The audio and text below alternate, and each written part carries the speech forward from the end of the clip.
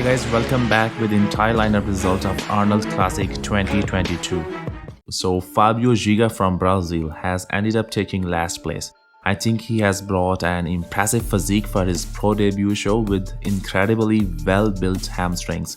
Although he needs to bring more separation and details on his physique, but it's just his beginning on a pro level show, so hopefully he makes some significant adjustments for his next show.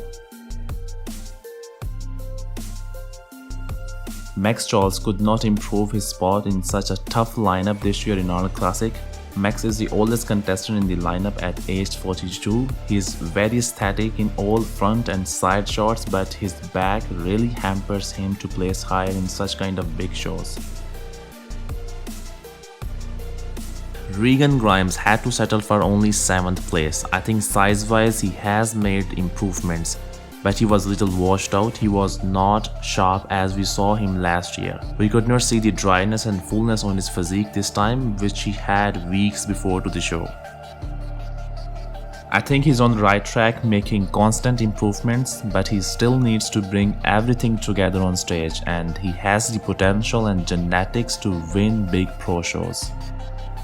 So 6th place goes to rising star Brett Vulcan. It was his 2nd ever open bodybuilding show, and I think it's a great result for Brett Vulcan taking 6th place in a very tough competition. Although he was the most hyped, I can say overhyped for Arnold Classic. Many believed that he could win by beating William and Brandon, and he was also aiming to dethrone entire lineup. But honestly, I think he has made some improvements, but I would prefer his last year physique, as this time his condition was off and his midsection was little distended as well. I hope he performs better in his next show. Justin Rodriguez is the most shredded and one of the most improved contestant in the lineup. His legs have improved drastically and they are no longer his weak point. He has brought much fuller, thicker, and by far his biggest physique on stage by working with coach AJ Sims. His midsection seems to look wider this time to me, but it was well controlled. Justin has earned $20,000 as a prize money for taking 5th place.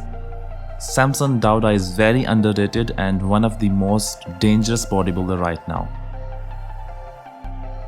Samson has finally proved his potential by fighting head-to-head with frontrunners of the show and by finishing at solid 4th place. He was the biggest contestant in the lineup with very aesthetically appealing physique, and I honestly think he could be 1 or 2 spots higher than 4th place.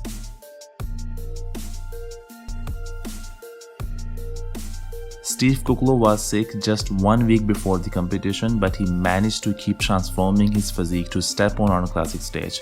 He's slightly downsized, but he looks more shredded. He has brought fullness and his conditioning is way better this time. But I personally had him at 4th place. In my standpoint, he lacks in definition and his details are missing, and I think he can't beat physique like William Bonac, who brings tremendous details all over his physique. Steve has taken 3rd place again like last year in Arnold Classic. In my standpoint, William Bonac has given his best performance for defending his title and he seems drastically improved, most certainly compared to his Olympia performance last year. His legs have added some significant amount of size, they look full and dense. But William had to settle for 2nd place, which I honestly think this is totally unfair. In the comparison with Brandon Curry, William was dwarfing Brandon in almost all shots. Brandon does not look as good as his Olympia version, not just conditioning wise but muscle wise as well. He really looks downsized. I don't know what happened, but he certainly looks smaller than usual, and I do not see him higher than 2nd place. So Brandon Curry has won his another Arnold Classic title with $200,000 prize money. I had William Bonac for winning the show, but at the end judges have awarded Brandon with 1st place, although he looks much smaller, but his streamlined version is undeniably very impressive. I think he was a bit off in conditioning standpoint, but he had the smallest midsection compared to entire lineup. So congratulations to Brandon and his entire Camel Crew team for another victory. Thanks for watching and keep sporting.